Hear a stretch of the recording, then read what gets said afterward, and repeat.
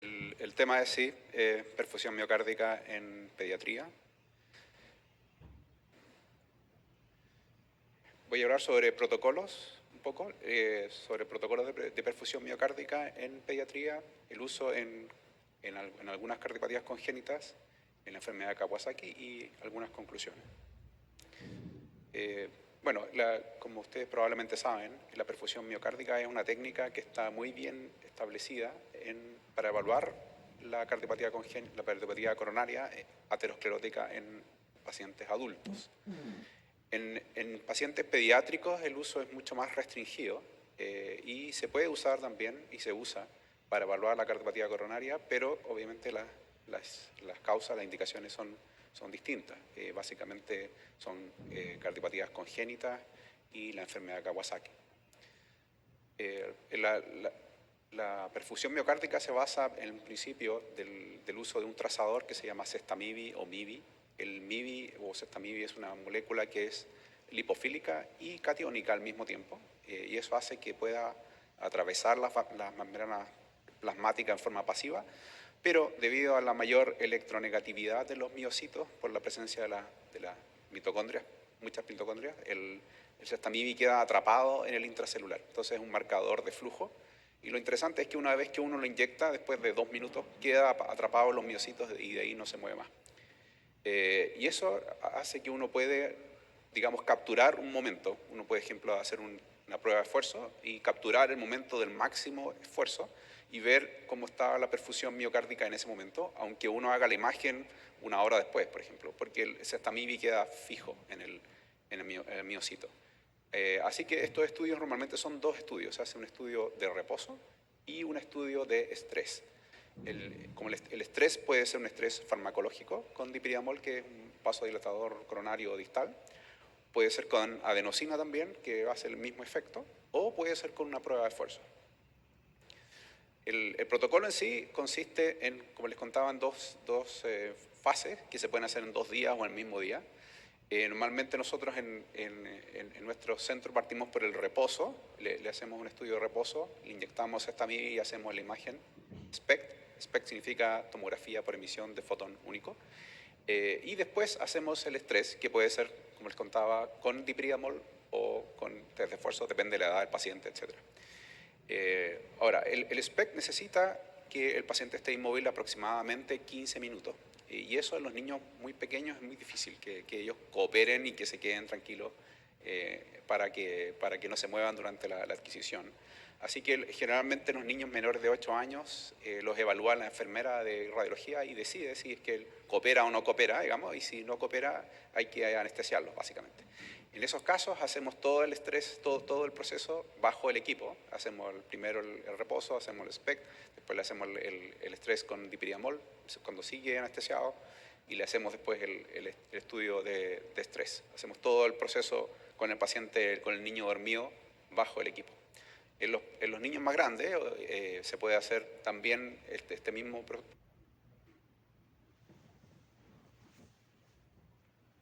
protocolo, pero sin necesidad de anestesia, o se puede hacer por una prueba de fuerza si son suficientemente grandes. Y bueno, obviamente dependiendo de las indicaciones. Esto, aquí les traigo un estudio de perfusión miocárdica normal. Nosotros generalmente usamos una tabla de color. La tabla de color representa la cantidad de radiactividad o de material radioactivo pegado al miocito. Acuérdense que esto se queda pegado al miocito.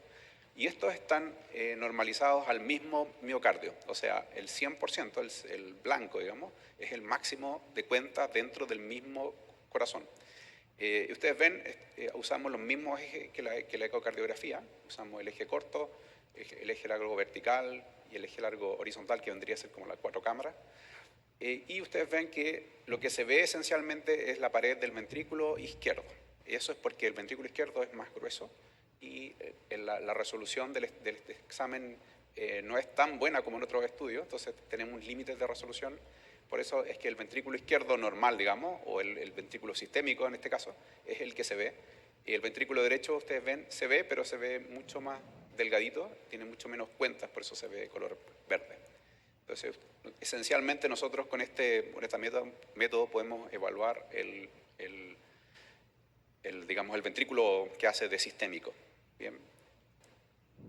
También hacemos esto que es el mapa polar, que es como tomar, como quien dice, si uno tomara un vaso de papel y lo aplasta contra el suelo, quedaría la punta al centro, la pared anterior arriba, la pared inferior abajo, la pared lateral y el septum. Y eso verde que se ve ahí es el septum membranoso. Ahí no hay miocitos, por eso se ve de ese color, y eso es normal. Así que esto es una imagen bidimensional obtenida a partir de imágenes tridimensionales, o sea que es el reproceso del reproceso. Y eso nos da una imagen para poder ver todo el ventrículo de una sola vez. Nosotros también podemos gatillar los estudios con el electrocardiograma y producir estudios para ver la motilidad de los dos ventrículos y calcular fracción de eyección y volúmenes ventriculares. Con un software apropiado uno puede hacer esos cálculos. La mayoría de las veces es automático. Y podemos generar imágenes tridimensionales. Por ejemplo, esto es el endocardio al fin del diástole y esto es el endocardio al fin del sístole. Nosotros podemos evaluar la excursión del ventrículo izquierdo, en este caso, en un ciclo cardíaco promedio. Obviamente que el estudio SPECT dura 15 minutos, entonces estos son más o menos 500 o más latidos promediados. O sea, esto es un promedio de varios latidos para generar esa imagen. Bien, lo que hice fue revisar nuestra serie de pacientes entre el 2007 y el 2021. Como les contaba, la indicación de perfusión miocárdica es mucho menor que los pacientes adultos y encontré que habíamos hecho 228 estudios de perfusión miocárdica en 177 pacientes. Yo elegí, pacientes menores de 20 años, así que la edad era entre 0 y 19 años. La mayoría eran hombres. El estrés fue también, la mayoría de veces, 93%, fue dipiriamol.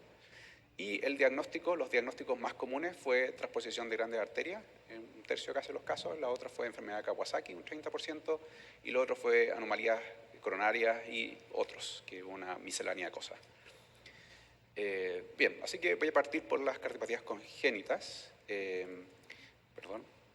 Como les contaba, el objetivo es, con este estudio, uno puede evaluar la presencia de isquemia o infarto en pacientes con anomalías de las arterias coronarias o en pacientes que han tenido reparaciones de sus cardiopatías, y por, causas postquirúrgicas. Bien, en nuestro caso, el mayor número de pacientes fue por transposición de grandes arterias, en el cual se hizo switch arterial, que es la cirugía más común. Y esto, como ustedes bien saben, requiere reimplantar las coronarias y eso puede producir problemas, porque se pueden, el sitio las coronarias pueden tensarse, se pueden flexionar, pueden dar problemas precoces o tardíos, Y este método permite evaluar la presencia de isquemia inducible en forma no invasiva. Entonces se usa para detectar complicaciones isquémicas precoces o en el seguimiento tardío. En nuestro caso teníamos 49 pacientes, 43% tenían además anomalías coronarias asociadas. Vimos que el 61% de nuestros pacientes tuvo estudios anormales, en 44% se detectó isquemia y en 26% áreas de infarto en nuestra serie. Este, por ejemplo, es un paciente de 12 años de sexo masculino que tenía una transposición de grande arteria y una arteria descendente anterior de origen alto y la circunfleja que venía de la coronaria derecha. Este paciente estaba en control y se le hizo en forma, de rutina, se le hizo una ergometría y vieron que tenía cambios eléctricos y pensaron que podía tener una isquemia silente y ustedes ven el estudio de perfusión miocárdica. Arriba está el estrés, abajo está el reposo, eje corto, estrés, reposo, eje largo vertical, estrés, reposo, eje largo horizontal, estrés, reposo. Y ustedes ven que hay un área de color verde, que es pared anterior. Bien, esa área está solo en el estrés, pero no en el reposo. Bien, ¿qué significa eso? Que en condiciones de estrés, esa pared no recibe la misma cantidad de aporte sanguíneo que el resto del ventrículo. Eso es la indicación de isquemia, porque en el reposo todo el ventrículo se ve homogéneo. Acuérdense que está normalizado al propio ventrículo, así que en realidad el flujo de esto puede ser 3 o hasta 5 veces más que el del reposo, pero aquí por la normalización del color, se ven del mismo color. Pero lo interesante es que esto debería ser homogéneo y vemos un defecto de estrés. El ventrículo derecho se ve, ustedes ven más rojo, y eso es porque está hipertrófico en este paciente. En el mapa polar ustedes ven más claramente que se ve un defecto que compromete más o menos el 15% de la pared ventricular en estrés y que revierte en el reposo, lo que se llama un defecto reversible, llaman algunos. Eso es una indicación de isquemia. Bien, este tiene una isquemia de la pared anterior, este paciente. Bien, la anomalía de las arterias coronarias per se también incluyen varias cosas: el origen anómalo de las arterias coronarias, puentes coronarios, arterias coronarias intramiocárdicas, el origen pulmonar de las arterias coronarias, también puede pasar eso. Y, por ejemplo, voy a tocar el tema del origen aórtico anómalo de las arterias coronarias, que se puede tener manifestaciones variables, puede manifestarse por dolor tipo anginoso, muerte súbita o simplemente ser totalmente asintomático. Esto se ha visto que en pacientes jóvenes que hacen deporte, pues algunos que han muerto durante el ejercicio, post ejercicio, algunos se deben a anomalías en el origen de las arterias coronarias. Puede afectar o una o las dos arterias coronarias y tiene una muy gran variabilidad anatómica. Hay algunas que salen de los senos opuestos, por arriba de los senos, etcétera. Ustedes saben mejor que yo que hay una gran variabilidad anatómica. Lo interesante es que para la estratificación de riesgo de estos pacientes se usan estudios funcionales que provoquen isquemia, entre los cuales está nuestro estudio de perfusión miocárdica, y algunos, requieren otros estudios más invasivos como cateterismo cardíaco o ultrasonido intravascular para determinar bien la anatomía de esta anomalía. En nuestra serie nosotros vimos que habíamos 41 pacientes con anomalías de las arterias coronarias, la mayoría de la coronaria derecha. Habían unos pocos que venían de la coronaria izquierda, que venía de la arteria pulmonar. Vimos que había un tercio más o menos de pacientes con estudios anormales, y en 20% aproximadamente, 19% tenían isquemia, y en 12 áreas de infarto. Por ejemplo, un ejemplo de un paciente de 14 años, femenina, que tenía una CIB y una coartación aórtica operada al mes de vida. Tenía también un origen anómalo de la coronaria derecha, que estaba alta y dilatada. Y tenía además, en el seguimiento se vio que tenía una estenosis aórtica con un gradiente de 25 milímetros y una coartación aórtica de 8 milímetros de gradiente. Esta paciente estaba en estudio en seguimiento, y ustedes ven, misma cosa, estudio de perfusión miocárdica con dipiriamol, y ustedes ven aquí, es más sutil, pero si ustedes ven el septum interventricular, en el estrés se ve más corto, en el reposo se ve más largo. Bien, eso es un área de isquemia en el estrés, digamos, y que afecta al septum. En el bullseye o el mapa polar se ve un poquito más claramente que es una pequeña área de isquemia septal que tenía esta paciente, probablemente en relación con su anomalía de sus coronarias. Y eso, el estudio, la función ventricular era normal en este paciente. Bien, y otros orígenes anómalos, tenemos el origen de la coronaria izquierda de la arteria pulmonar, que es muy raro, menos del 1% de las cardiopatias coronarias, y se puede producir isquemia por baja presión de perfusión, porque la presión del ventrículo derecho es menor que la del ventrículo izquierdo. Y los estudios de perfusión miocárdica pueden servir para el seguimiento postquirúrgico y el seguimiento alejado. En nuestros casos tuvimos solamente 5 pacientes, 3 de los cuales tenían estudios anormales. Tenemos un caso, un paciente de sexo masculino de 12 años que tenía un origen del tronco de la arteria pulmonar de una rama proximal de la arteria pulmonar. Aquí está el angiotac. Ustedes ven que, perdón, no sé si lo podemos ver. Ahí está la rama derecha de la arteria pulmonar, y el origen del tronco está ahí. Bien, entonces este paciente se hizo un estudio de perfusión miocárdica. Este es un estudio a 10 años después se corrigió esto en 2011. Esto se hizo ahora hace poco, y ustedes ven que en la pared anterolateral del ventrículo izquierdo se ve que la pared es más delgadita, ¿bien? ¿Se fijan? Pero que no cambia en el reposo. Entonces esa en realidad es un área de infarto, no transmural, un infarto subendocárdico, que le quedó de su anomalía coronaria, y eso está ahí, y eso es algo residual que no afecta en nada, digamos, su función ventricular, que esa es la función ventricular que ustedes ven, tiene buena expulsión del endocardio. Esto es estrés y esto es reposo. Bien, el ventrículo derecho normalmente nosotros no lo podemos evaluar porque es muy fino, salvo que se hipertrofie o se transforme en sistémico, y ahí sí podemos hacer las mismas evaluaciones que yo les mostré. Bien, y rápidamente en Kawasaki, ustedes saben mejor que yo que, esto no es tan rápido, que es una enfermedad infecciosa, se supone, que es una vasculitis aguda en realidad, que produce arteritis en los vasos pequeños o medianos, y puede producir, es la causa principal de cardiopatías adquiridas en la niñez en países desarrollados. Tiene una incidencia mayor en lactantes y niños hasta los 8 años y se puede manifestar por fiebre, rash cutáneo, adenopatía, inflamación de mucosas y conjuntival. Y el problema es que puede producir compromiso coronario y aneurismas coronarios.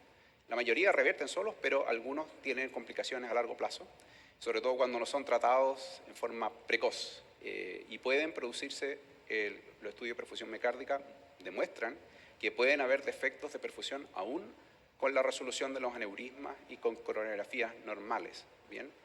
Y al revés, no todos los pacientes que tienen aneurismas tienen anomalías de perfusión. Lo que sí es que lo interesante es que cuando hay defectos, eso es un muy buen predictor independiente de que pueden haber eventos cardíacos futuros, ¿bien? Eso es lo interesante, que no siempre hay una correlación muy buena con la anatomía coronaria, pero si uno detecta estas cosas, uno ve que eso tiene un factor de riesgo de que haga eventos futuros. Bueno, nosotros tuvimos 64 pacientes, la mayoría, casi la mitad tenían estudios anormales. Este es un paciente de 3 años, un Kawasaki bien complejo, tenía aneurisma en la ADA y la coronaria derecha, y ustedes ven que tenía una gran área de isquemia para inferior y el septum. Este paciente se fue a revascularización miocárdica porque la coronariografía mostró, ven que se cae la fracción de eyección post-estrés. Tenía una oclusión de la ADA y una lesión crítica de la coronaria derecha, así que hicieron una lima a la ADA, una rima a la descendente posterior, y después se recuperó perfectamente bien el flujo coronario, o sea, el flujo miocárdico post-quirúrgico. Y la función mejoró también. Así que como conclusión, los estudios de perfusión miocárdica pueden ser utilizados en población pediátrica para detección de enfermedad coronaria. Las indicaciones obviamente son distintas, la mayoría son por cardiopatías congénitas, reparaciones quirúrgicas, enfermedad de Kawasaki. En los niños menores generalmente hay que hacer bajo anestesia, los niños mayores se pueden hacer con test de esfuerzo. Y es un examen en general bien tolerado. Bien, muchas gracias.